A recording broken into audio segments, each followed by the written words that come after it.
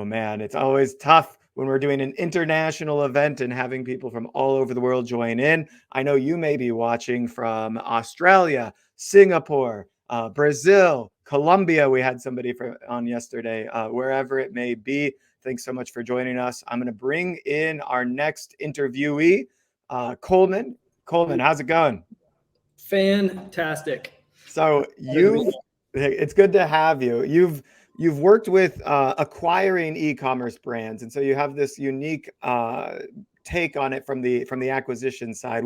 And previously today we talked with Elise from eCommerce on acquiring technology companies and how merchants need to be thinking about that from their own perspective. But now we're going to talk about acquiring e-commerce brands, and we kind of have a special treat for everyone because before we get into it on that, I realized that you have some unique experience in performance marketing for e-commerce brands as well. Yeah. So like to synthesize those two components, right? Because they're pretty different.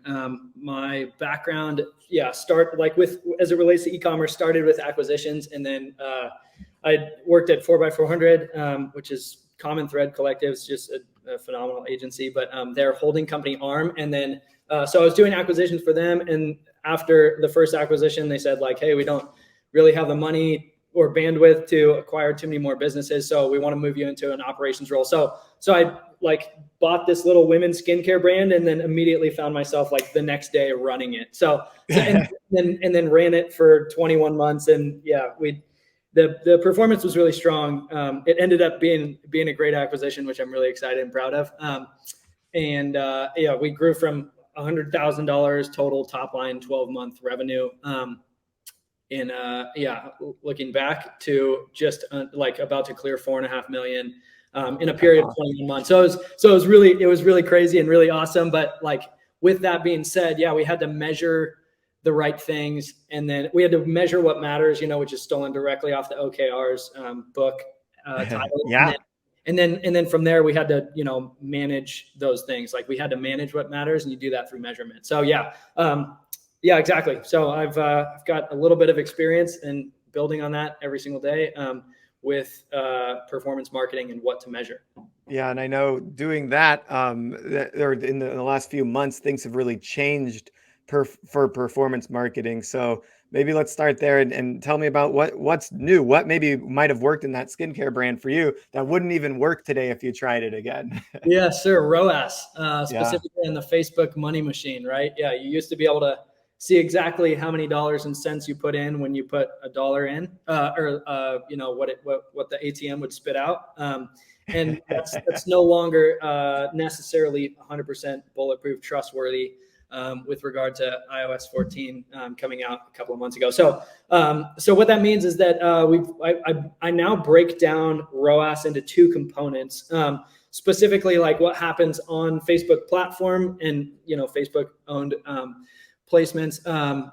And when I say Facebook, I mean like more broadly paid media, but Facebook is currently the biggest channel for one of the brands that I'm running right now, which is called Perk. It's a men's, like a form flattering menswear brand. So anyways, I break it down into two components. There's pre-click, which includes the click, which is all of the metrics that come from your Facebook ads, right? So it's, I've got them all here, but it's really like cost. Bring it up. Yeah. So the screen you're looking at right now is this custom dashboard I put together for just basically cost analysis. It's not fancy or anything. And I've got the link in here. Maybe Derric can share it later so that you can import this if you want it. But effectively what it is, it's a look at click and pre-click, everything like before the click, which happens on Facebook, Instagram, like those kind of platforms, and how people interact with the ad. And then there's post-click, which is like they click through the ad, they get to your site, and then they start interacting with your site. The reason I break those two things out is because Facebook gives you 100% accurate information before, like while you're interacting on your phone still. And like iOS 14 opt-in users are interacting with the ad and with Facebook and with Instagram and like on desktop and mobile and those kind of things. It gives you 100% accurate information until the click. And then after the click, it models that information. And so as an economist and as like a data nerd, self-proclaimed data nerd, I I know how inaccurate modeling is, and Facebook's probably the absolute best at it of anybody in the entire world. But I still recognize that there's a significant element of like guesswork involved in that. And so I'm not going to take that as gospel. Instead, what I'm going to take as gospel is Google's monitoring of my actual site and of people's behavior. So there is going to be a discrepancy between click and like arrival on site. But I just kind of accept that as, there's going to be an element of guesswork on my end here too. And I'm going to accept that like within the margin of error. So what I've got here is I've got basically just click, which is everything on Facebook's platform, and then post click, which is everything that happens on my site. Glad to see my internet is moving speedily. So and then I've got it broken out by source medium, campaign, and ad content here, which are just a couple of different ways to look at this in Google Analytics. But they're all the exact same headings for the columns, which is a nice kind of apples to apples look. Just I can look at it by campaign over here, for example, like, okay, total users coming from international, like that's going to be important for me. This not set is just that's a tagging issue on our behalf. And then we've got like, these are the names of my campaigns, right? And then over here, I've got ad content. The way that we set this up is basically like helps identify, this is just UTM tagging. So it's the ad set. We set up that UTMs to pull into GA to show you ad set at the beginning and then the ad content at the end, so that it helps like a little bit with the ad set level that is missing, to my understanding, from GA analysis. So so what I've got over here is I look at cost, I look at impressions. The relationship between those two things is called CPM. You guys are all familiar with that. CTR, I do look at thumb stop rates and stuff, but more so in platform, thumb stop rate being 3-second video views divided by impressions. And then I look at cost per thumb stop as kind of a proxy to see how engaging versus like against the audience that I look at. But I look at those things in Facebook. So I don't look at those. I don't try to pull those into GA. I've got total clicks here, and then CPC, and then like obviously CTR, and RPC, revenue per click, is a little bit different than per session value, but it's a nuance. It's not necessarily worth getting into. You've also got this other metric, media efficiency ratio, that you like to use. Correct. Tell me a little bit about that. Yeah. So MER, media efficiency ratio, is total revenue divided by total spend. The one that I'm looking at like on a more nuanced level now, which is kind of replaced ROAS, like on a channel level, is new customer MER. It's new customer total revenue divided by total spend. So if I'm like above a 1.4, then I'm moving towards like my projections, right? And that's similar to saying like, okay, I need a 1.8 on Facebook, like I need a 1.4 new customer MER. And then from there you can tell like that's once you look at your new customer MER, then you can dig into, okay, where should I scale spend? Where should I pull back spend? And this hopefully helps kind of illustrate that. So I've got everything pre-click here. This is what happens on platform. I've got post-click stuff over here too. This is basically telling me like, okay, of the people that are coming from these different channels and platforms and campaigns and ad content, where are they? What are they doing once they get to the site? How qualified is this traffic? Again, ignore this not set. I've got this, chinos, which is our best-selling product.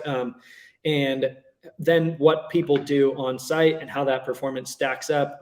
Like I'm looking at a week over week, you can look at whatever, but so CTR is up. That means the ads that are working in there as tagged chinos are improving. Clicks, cost per click's getting a little bit better. And then my RPC, so my ROAS overall, is improving, right? This is just like an example way of using this tool. So anyways, that's Google Analytics, and that's performance marketing. Derric. Yeah, it was perhaps it's time to move into acquisition. What it said on the title that we were supposed to talk about. Yeah. No, I when we talked before, I thought that what you were showing there is amazing, and I think somebody in the audience right now is going, "Oh my God, I need to get this set up right now." So definitely send me the link to import that that setup, and then people should be able to get that figured out on their own as well. Of course. Awesome. What are you drinking there? Something good? Cheers. Yeah, it's a little kombucha. Yeah, I'm testing Nice. out a new drug during this meeting, of course, which is Kombucha, yeah. it's always good to try, when you're face to face with people. Oh, this is iced tea. We'll see what happens. Yeah. No, awesome. All right, so you've looked at acquiring brands, and so we want to speak to merchants on how they might be able to prep their brand for acquisition. Tell me about like what do you look for when you're acquiring a brand? How do you come to evaluation and what makes for a good acquirable brand? Yeah, absolutely. So those are two great questions. Number one, how to value a brand, how to assign like some sort of numerical value to this thing that you've been working on. So there's two components, right? Like there's profit and then there's a multiple. That's how 99% probably of, well, maybe 99 is generous, but the vast majority of acquisitions are done using a simple profit, which technically they call EBITDA. Like if you have capital expenses or some sort of amortization, EBITDA stands for earnings before interest, taxes, Depreciation. amortization, right? So Yes. so it's just a technical way of saying profit, right? So then you've got multiple. The profit's really important. Like you have to like be measuring and efforting towards obviously what matters. You want to drive profit at the end of the day.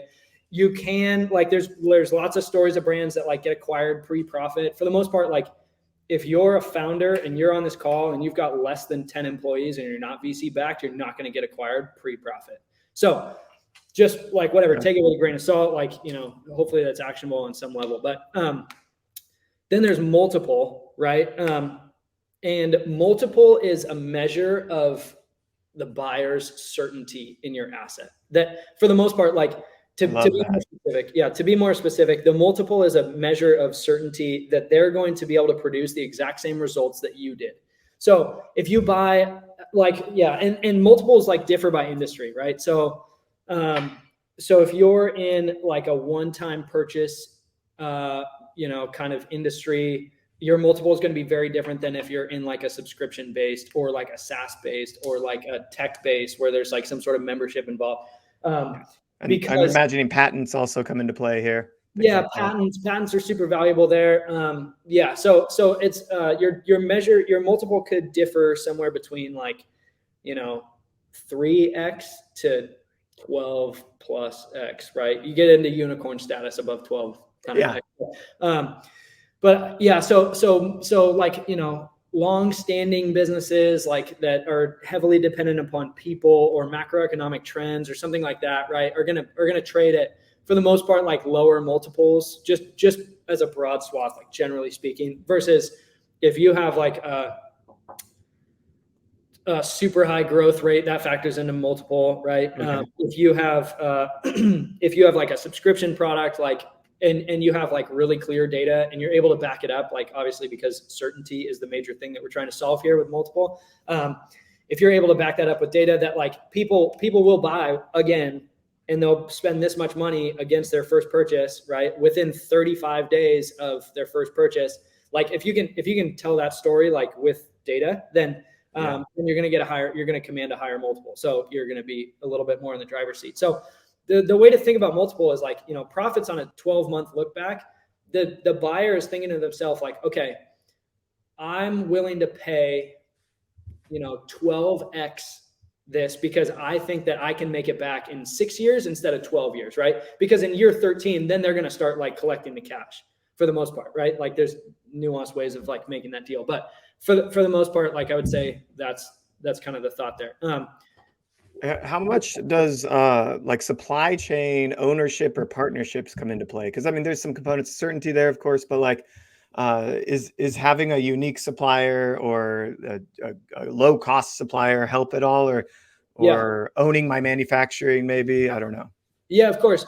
So I think probably the most clear way to make that connection is like, Charlie Munger and Warren Buffett of Berkshire use this term moat, right? If you have something like defensible that's gonna eliminate it's a barrier to entry for competition coming in and like wiping out your market, then that's in the form of in-house supply chain that's in the form of like, some patent or something that's defensible against like I said, competition, then your buyer is going to have quite a bit more certainty around their purchase. And because what you don't want them to think on any level is like there's a possibility that this investment like either takes twice as long to pay back or doesn't pay back at all, right? Because then you just haven't built something with enough defensible value to be able to communicate that, or you just haven't done a good enough job communicating that to the potential buyer. What about traffic diversification? We just talked about Facebook ads primarily. If my business is built all on Facebook ads, it feels like the next update could all come crumbling down. But there's what do you think? Yeah. So fragility is going to be super important towards certainty also, right? You don't want there to be anything that like, if you pull out this Jenga piece, the whole that is a brilliant way to say it.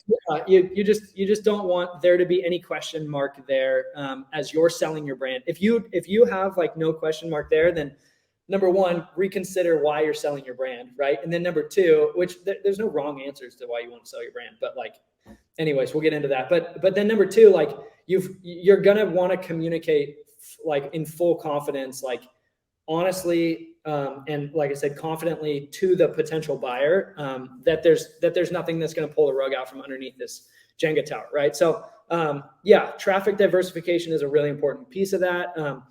If you're like totally levered on Facebook, like this brand that I'm running right now is not ready to sell, right? Because we're still working on solidifying Facebook advertising, and until we do that, right, we're totally fragile because we've got one thing and we don't even have like that like decent enough evergreen, right, to be in a place where we can push really hard. And so a note to everybody listening now is, I think first of all, knowing if you're in a point where you can be acquired, and then it sounds like there's a path here to work towards that, and so it sounds like you're working towards it and you have that clear objective of we figure out this piece of the puzzle, getting Facebook advertising squared away, then we begin a diversification strategy to become basically acquired at a higher multiple. Anti-fragile, exactly. Anti-fragile, so you can use traffic, you can use traffic channels, you can use like countries.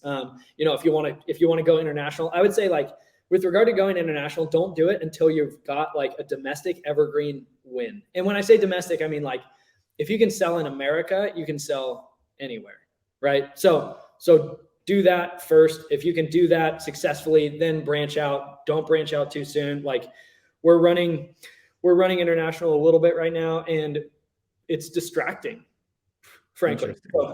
So I would say, just keep the foot down, keep the focus hard on winning in America with regard to evergreen funnels for your product, your solution, like that kind of stuff. And then once you do that, then branch out but make sure that flywheel of like America and evergreen keeps spinning, right? You cannot take your eye off of that because that's where your profit comes from, probably. So are there any quick tricks, hacks to beef up profit? Like maybe I spend a lot and then like I taper off over the next 12 months just for the numbers to look better. Is there any kind of padding situation going on here when people look to like they have the goal, I want to be acquired exactly 12 months from now? You know what I mean? Like, do you see that? Well, yeah, totally. As long as you're not doing something shady, and if you're not doing something that can't be repeated, right? If your buyer's going to be pretty savvy, right? Like if they're either backed or have got the capital to like do this, then they earned it somewhere. And if they earned like a couple $1 million somewhere to go and buy your business, then they're going to be pretty smart, I would imagine. Maybe that's just an internal bias, but either way, like let's go with it. So that means that like they're not going to just look at 12 months look back. They're going to look at like probably 36 months look back. And if they see like a wildly different story between like first 24 months and like last 12 months, then you're going to want to be able to explain that perfectly and like without any questions, right? Like whatever, they'll have questions, but you don't want to like fumble and say like, oh, well, we were trying to like make the numbers look really good because we wanted to sell in 12 months. Like you can do that, but make sure that like if you're spending at a loss for the previous 24 months, that you tell them like, yeah, we were doing this because we wanted to like build up and build a returning customer base and like bank all of this extra profit here. Like you won't be and then you want to tell them, like, you want to help kind of bridge the gap. Like, you, buyer, won't be spending at a loss in the same way that we were for the first 24 months, because you've got this baseline consistent like profit now. So you can increase your spend and like, yeah, you'll like pay the consequences for whatever happens there. But like, for the most part, you can bank on this like profit that we did here, and then you can add on top of that. So that's that. Yeah, you can help kind of like narrate that story. Absolutely. And I would make sure that you're prepared to like describe every single moment of everything. Make sure you're annotating GA, make sure you're like doing all of that stuff. But Interesting. But yeah, it's the last 12 months that they look at first. That's going to be your foot in the door on an LOI, right? When you list your business, letter of intent for those listening. letter of intent. Yeah. So that's what the buyer like sends to you after they look at your basically memorandum of sale. Is like, you're going to put together this like brochure basically of your financial, your like operational, your supply chain, your people, like everything that comes with the business that you're offloading, that you're selling. Like, you'll probably present that to a business broker. They'll polish it up, post it online. A buyer is going to say, hey, that looks kind of interesting. They're going to review that. But if it looks interesting, it's going to be because of the last 12 months. It's not going to be based on the last 36. The buyer is going to come in and say, cool, show me every single day that you were in business and like, tell me the story about this whole thing.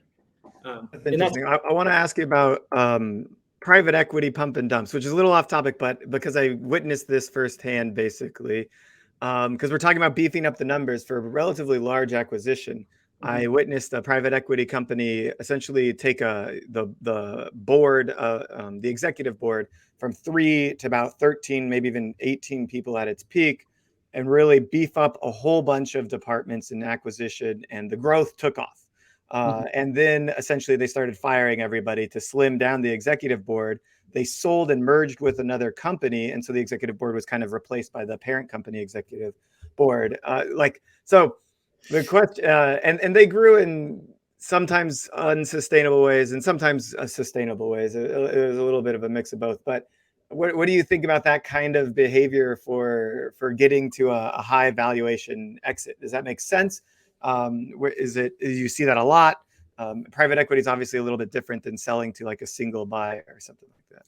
Yeah, right. Yeah, your buyer pool is going to be, the best advice that I got when I was doing acquisitions was from a PE mentor of mine, a private equity mentor of mine, and he said you should be thinking about your potential buyer every single day that you're in business doing this. Interesting. Yeah. So I thought that was fascinating and really sage advice, because it does change the way that you think about it. Like, if you're planning on selling to an individual, like, who wants the Bali 4-hour work week lifestyle, then like, you're going to build your business in a totally different way than if you're like going to sell to, let's say you like sell candles and you're going to sell to another candle company, and your supply chain is going to be completely absorbed. And so there's just like, you've got to think about your buyer. So with regard to that PE kind of model that you mentioned, Derric, it's a good one. It works really well for that PE firm.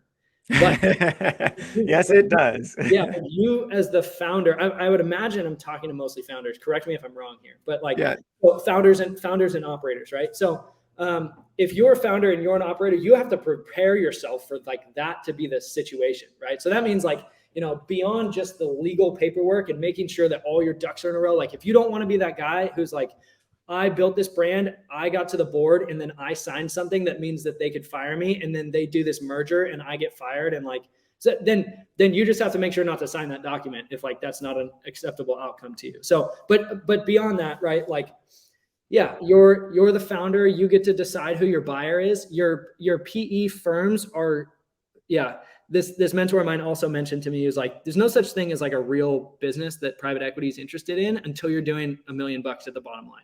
And I was like deeply offended by that at the moment, but it's true also. So that just means like, keep that $1 million mark, like in your mind, like figure out a way to get there, plan for it, like build it. And then, just make sure that you're, like just kind of moving forward to that goal, and not doing anything like that example that you shared of like, cutting the board is going to be, yeah, that's going to be tough. Or cutting like your OpEx and like doing like holding everything together by the seat of your pants kind of, and like, you know, the world's crumbling around you. Like you're looking for a buyer super quick because you have customer service tickets you can't answer. Like that's going to be a sustainable solution. That's going to be a huge demerit against certainty, which is going to hurt your multiple, which like could end up being a couple $100,000. Right. So you just, that multiple is going to be super critical. Yeah. Interesting. All right. We're getting close to the end here. Final question for you. Let's talk about negotiating. So we're getting down to it. We've got a buyer. We think we're valued at insane multiple. They think we're valued at totally insane too small multiple.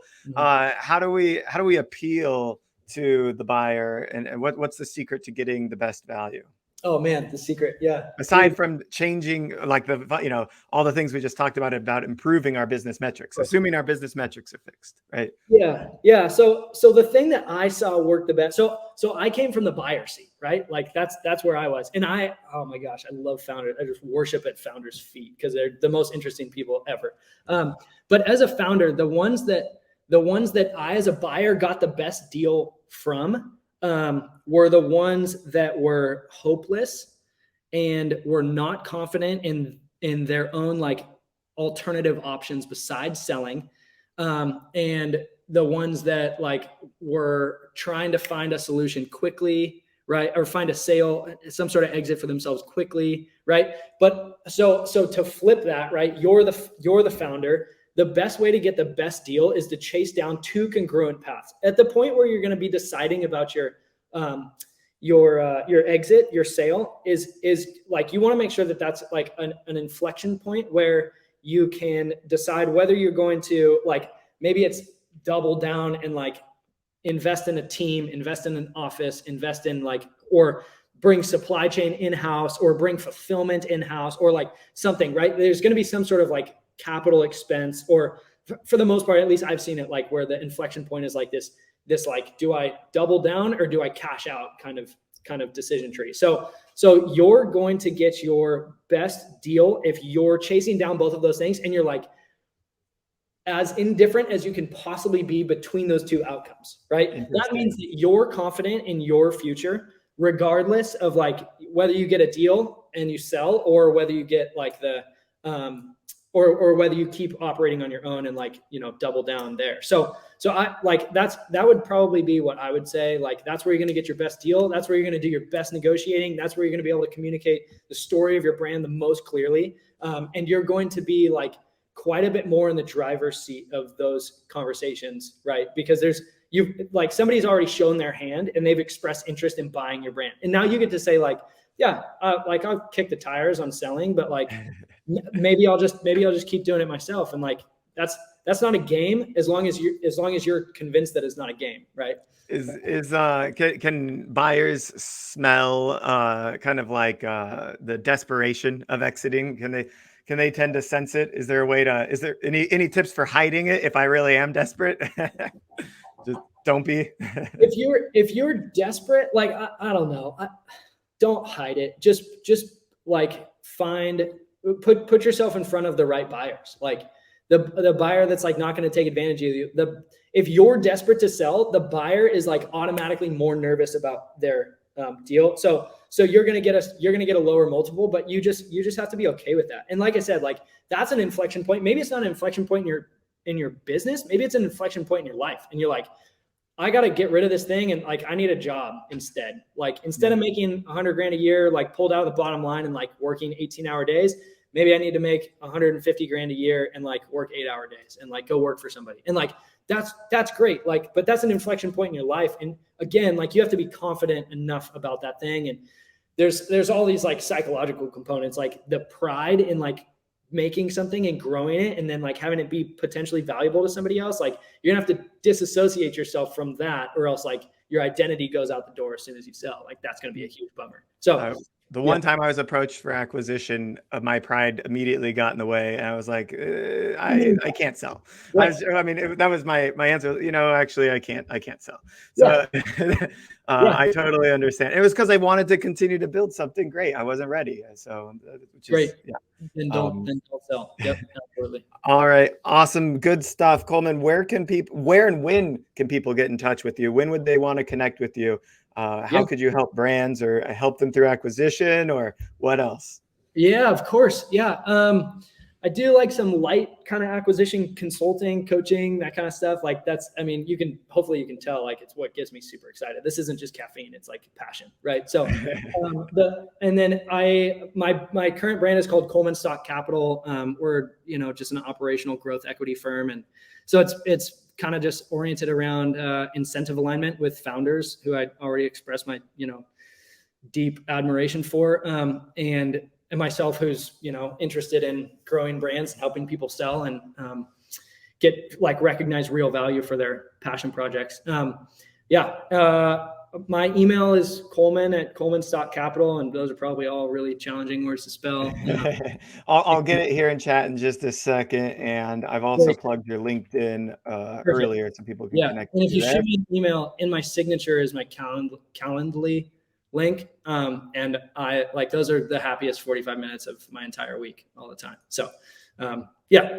email him. Yep, do it. Well, thanks for giving back to founders and helping them through what can be a very arduous process. Kohlman, thanks so much for all the ideas, feedback, and advice. Of course, happy to help. All right, we're going to go right into our next session. Talk to you later. Talk to you soon, Derric. See ya.